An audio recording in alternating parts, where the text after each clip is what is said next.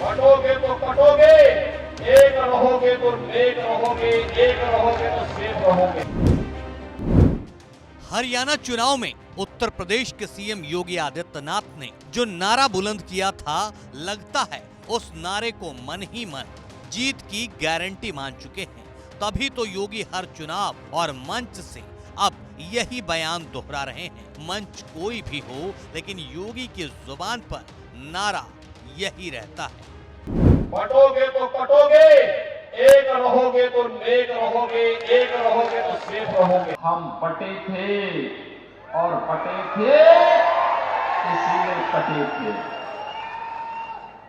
हम बटे थे इसीलिए कटे थे और आज हम कहने के आए एक है तो सेफ है।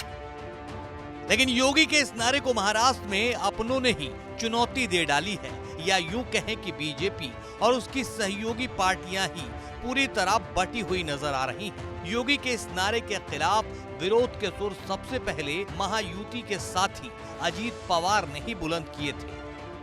अजीत पवार ने साफ साफ शब्दों में कुछ दिनों पहले भी कहा था और फिर से ये बात दोहराई है कि महाराष्ट्र में योगी का ये नारा नहीं चलेगा।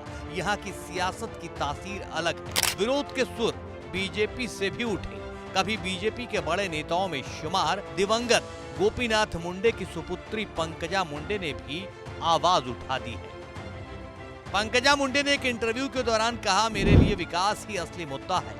एक नेता का काम है कि इस धरती पर रहने वाले हर व्यक्ति को अपना समझे। हमें महाराष्ट्र में किसी ऐसे मुद्दे को लाने की जरूरत नहीं है।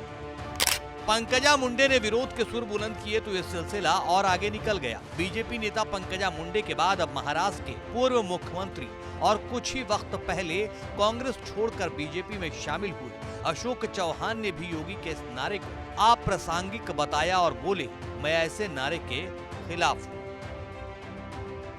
यानी अपनी ही पार्टी के सबसे बड़े सूबे के सीएम के नारे की अपनों ने ही घेराबंदी शुरू कर दी है। महाराष्ट्र के चुनाव प्रचार में कुछ दिन बाकी हैं, कहीं योगी के नारे के खिलाफ ही नारेबाजी न शुरू हो जाए, क्योंकि मराठा नेताओं के तेवर तो ऐसे ही दिखाई दे रहे हैं।